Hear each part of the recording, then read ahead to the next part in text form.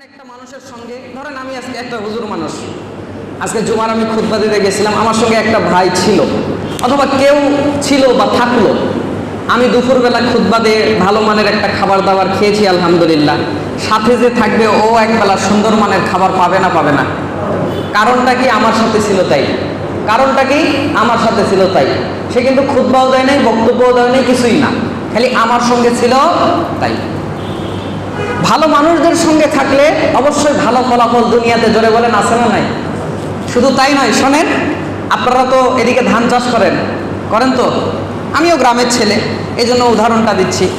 তো এই ধান যখন বিক্রি করার জন্য নিয়ে যান, দেখেন ভালোর সঙ্গে থাকলে লাভ কি সেটা আপনাকে দেখাচ্ছিলাম। অনেকে মনে করছেন বিরক্ত লাগবে, সময় নষ্ট হবে ইত্যাদি ইত্যাদি, তাদের জন্য বলছি।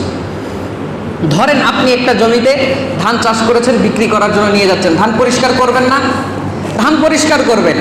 ধান 100% কি পরিষ্কার করতে পারেন না? তাকে তার মধ্যে 2, 4, 5, 10টা চিটা থাকতে পারে কি পারে না? 40 মণ ধানের মধ্যে 5 কেজি চিটা থাকতে পারে না? পারে। 100% ক্লিয়ার করতে আপনি পারবেন না।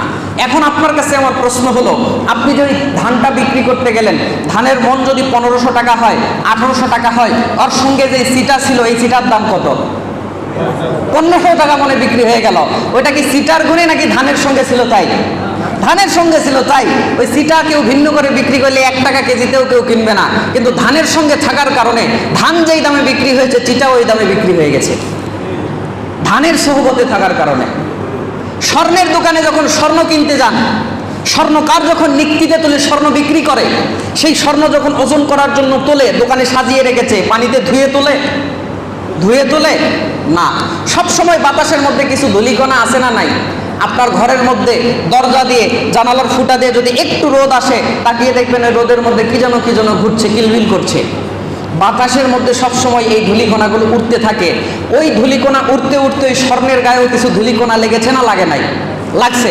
স্বর্ণের ভরি যদি 170 এখন চলতেছে, 1,70,000 স্বর্ণের ভরি চলতেছে, ওই সোনাটা যে না ধুয়ে না পরিষ্কার করে ওজন করলো, ওর মধ্যে কিঞ্চিত পরিমাণে হলেও ধুলাবালি আছে না নাই?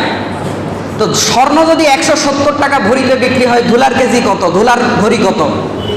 1,70,000। ওটা কি ধুলার বরকতে না স্বর্ণের সঙ্গে লেগে আছে তার বরকতে? তো ভালো মানুষদের সঙ্গে থাকলে, ভালোর সঙ্গে থাকলে, সেটা যদি ধানের সঙ্গে থাকলে ধানের দামে বিক্রি হয়, ধুলাবালি যদি সোনার সঙ্গে থাকলে সোনার দামে বিক্রি হয়। আপনি আমি ইমামদের সঙ্গে আছেন, হাফেজদের সঙ্গে আছেন, আলেমদের সঙ্গে আছেন, কোরআন আর হাদিস শোনার জন্য আছেন, ভালো মানুষদের সোহবতে থাকলে দুনিয়ার আখেরাতে জোরে বলেন লাভ আছে না নাই? দুনিয়ার লাভ আপনাকে দেখালাম, পরকালীন লাভ আপনাকে একটা দেখাই, বলেই সামনে চলে যাব। আমার ভিন্ন টপিকের উপরে কথা আছে।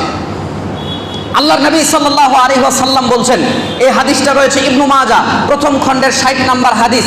আল্লাহর নবী সাল্লাল্লাহু আলাইহি ওয়াসাল্লাম বলছেন, ইযা খাল্লাসাল্লাহুল মুমিনিনা মিনান নার ওয়া আমিনু ফামা মুজাদালাতু আহাদিকুম লিসাহিবিহি ফিল হাক্কি ইয়াকুনু লাহু ফিদ দুনিয়া শাদ্দা মুজাদালা মিনাল মুমিনিনা লিরাব্বিহিম ফি ইখওয়ানিহিম আল্লাযীনা উদখিলুন নার ক্বালু ইয়াকুলুনা রাব্বানা ইখওয়ানুনা কানু ইউসাল্লুনা মা'ানা ওয়া ইয়াসুমুনা মা'ানা ওয়া ইয়াহুজ্জুনা মা'ানা ফাআদখালতাহুমুন নার। অনুবাদ করার আগেই বলেন না সুবহানাল্লাহ। আল্লাহর নবী সাল্লাল্লাহু আলাইহি ওয়াসাল্লাম, অনেকে এই হাদিস এর আগে কোনোদিন শোনেন নাই, কান খাড়া করেন। আল্লাহর নবী সাল্লাল্লাহু আলাইহি ওয়াসাল্লাম বলছেন, ভালো মানুষদের সঙ্গে থাকার লাভ দেখেন। আল্লাহর নবী বলছেন, ইযা খাল্লাসাল্লাহুল মুমিনিনা মিনান নার, আল্লাহ রাব্বুল আলামিন এক দল মানুষকে জাহান্নাম থেকে মুক্ত করে দিবেন। ওয়া আমিনু, এই ঈমানদাররা, ফামা মুজাদালাতু আহাদিকুম লিসাহিবিহি ফিল হাক্কি ইয়াকুনু লাহু ফিদ দুনিয়া শাদ্দা মুজাদালা। আল্লাহর নবী বলছেন, একদলকে আল্লাহ জাহান্নাম থেকে মুক্ত করে বলছে জান্নাতে যাও। এরা জান্নাতে যায় না, এরা উল্টা আল্লাহর সঙ্গে কি জানি বলছে, শক্ত করে বলছে, কঠিন করে বলছে। কারণ হাদিসের শব্দ হচ্ছে আসাদ্দা মুজাদালা। আসাদ্দা মানে কঠিন, আসাদ্দা মানে শক্ত, আসাদ্দা মানে চূড়ান্ত, মুজাদালা মানে ঝগড়া করা, মুজাদালা মানে কথা কাটাকাটি করা, মুজাদালা মানে তর্কাতর্কি করা। তো আল্লাহর নবী বলছেন, বান্দা আল্লাহর সঙ্গে আসাদ্দা মুজাদালা, আমি এই অনুবাদ করব না বান্দা আল্লাহর সঙ্গে তর্ক করবে, আমি এই অনুবাদ করব না বান্দা আল্লাহর সঙ্গে ঝগড়া করবে, এটা আল্লাহর সামনে যায় না। তবে বান্দা আল্লাহকে কি জানি বারবার বলছে, শক্ত করে বলছে, কি জানি বারবার বলছে, শক্ত করে বলছে। কি বলছে? কে বলছে? মিনাল মুমিনিনা, ইমানদাররা বলছে।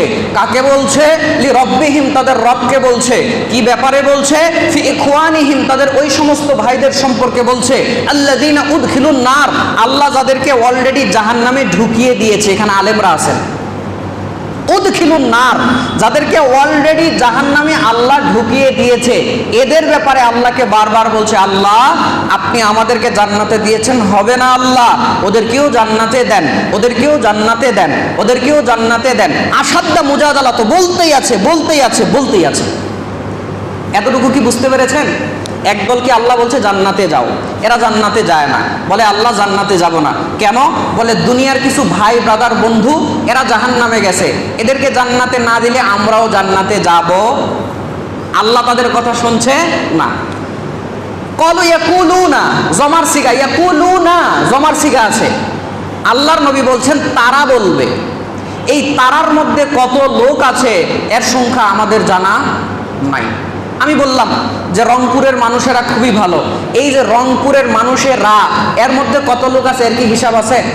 আমি বললাম যে কুয়েতের মানুষেরা খুবই ভালো, এই কুয়েতের মানুষেরা, এর মধ্যে কত লোক আছে তার কি কোনো সঠিক হিসাব আছে? নাই। ইয়াকুলুনা সেই শব্দ, আল্লাহর নবী বলছেন তারা বলবে। এই তারার মধ্যে কত লোক থাকবে এই কথা কে ভালো জানে? তার মানে এরকম অসংখ্য মানুষ থাকবে যারা জান্নাত পেয়েও জান্নাতে যাবে না। আল্লাহকে বলবে, আল্লাহ আমাদের ওই সমস্ত ভাই বন্ধুদেরকে জান্নাতে দেন, জান্নাতে না দিলে যাব না। কিন্তু আল্লাহ শুনছে না। এক পর্যায়ে তারা আল্লাহর কাছে যুক্তি পেশ করবে। আল্লাহকে বলবে, রব্বানা প্রতিপালক শোনেন, ইখওয়ানুনা আমাদের ওই সমস্ত ভাই যাদেরকে জাহান্নামে দিয়েছেন, কানু ইউসাল্লুনা মাআনা, আমরা একসঙ্গে সালাত আদায় করতাম, ওয়া সুমুনা মাআনা একসঙ্গে সিয়াম পালন করতাম, ওয়া হুজ্জুনা মাআনা একসঙ্গে হজ পালন করতাম, ফাআদখালতাহুমুন নার, আল্লাহ আপনি তাদেরকে জাহান্নামে দিয়ে দিলেন। আল্লাহ রাব্বুল আলামিন এক পর্যায়ে তাদেরকে বলবেন, ইজহাবু যাও, ফাআখরিজু বের করে আনো, মান আরাফতুম মিনহুম, ও জান্নাতীরা জাহান্নামের মধ্যে তোমরা যাদের যাদেরকে চেনো, আমি আল্লাহ পারমিশন দিলাম ওদেরকে জাহান্নাম থেকে বের করে নিয়ে আসো। তারা জাহান্নামে যাবে, লম্বা হাদিস, তাদের চেহারা আগুনে খাবে না, দেখে দেখে তাদেরকে জাহান্নাম থেকে বের করে নিয়ে আসবে। ধরেন, এখানে কেউ মন খারাপ করবেন না, ধরেন গিয়ে দেখবেন আব্দুর রহিম নামের একজন আপনার ভাই আছে, একসঙ্গে সালাত আদায় করতেন, একসঙ্গে তারাবি করতেন, একসঙ্গে হজ ওমরা পালন করেছেন, ওই ভাইটাও জাহান্নামে গেছে। আপনি বলছেন, এই আব্দুর রহিম তো জাহান্নামে আসছে, চল চল, আল্লাহ অর্ডার দিয়েছে তোদেরকে বের করে নিয়ে যেতে। এরকম যাদের যাদেরকে চেনবে জাহান্নাম থেকে বের করে নিয়ে এসে আল্লাহকে বলবে, রব্বানা প্রতিপালক আখরাজনা বের করে এনেছি, মানকত আমারতানা আপনি যাদের যাদেরকে আদেশ করেছিলেন, এই যে তাদেরকে জাহান্নাম থেকে বের করে নিয়ে এসে। জোরে বলেন না সুবহানাল্লাহ। দুনিয়াতে ভালো মানুষদের সঙ্গে সম্পর্ক রাখবেন, আলেম ওলামাদের সঙ্গে সম্পর্ক রাখবেন, ইমাম খতিবদের সঙ্গে সম্পর্ক রাখবেন, কোরআন হাদিসওয়ালাদের সঙ্গে সম্পর্ক রাখবেন।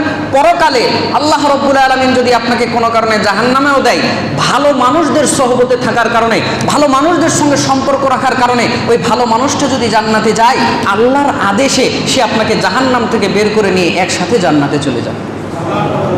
সুতরাং আমরা ভালো মানুষদের সঙ্গে বসেছি, নিশ্চিত আপনাদের এলাকার দুইটা মসজিদের দুইজন ইমাম সাহেব আছে, এলাকাতে যদি ভালো মানুষদেরকে সিরিয়ালে রাখতে হয়, নিশ্চিত মসজিদের ইমাম, মসজিদের খতিব, মসজিদের মুয়াজ্জিন, তাদেরকে আপনারা প্রথম সিরিয়ালে রাখবেন না? রাখবেন না? অবশ্যই রাখবেন। তো সেই মানুষগুলোর সঙ্গে আপনারা বসেছেন। ভাই আমার জ্ঞান গরিমা এলেম কালাম কিছু নাই, আপনি আমাকে বিশাল কিছু মনে করলে ভুল করবেন, আমার এলেম কালাম কিছু নাই, আমি আসলে 2 টাকার নোট, যতই উপরে বসি আমি 2 টাকার নোট। টাকা যখন গোছানো হয়, টাকার নিচে কত আছে? 1000, উপরে কত থাকে? 2 টাকা থাকে কি থাকে না? তো 1000 টাকার উপরে 2 টাকা আছে দেখে কি 2 টাকা 1000 টাকার চেয়ে বড় হয়ে গেছে?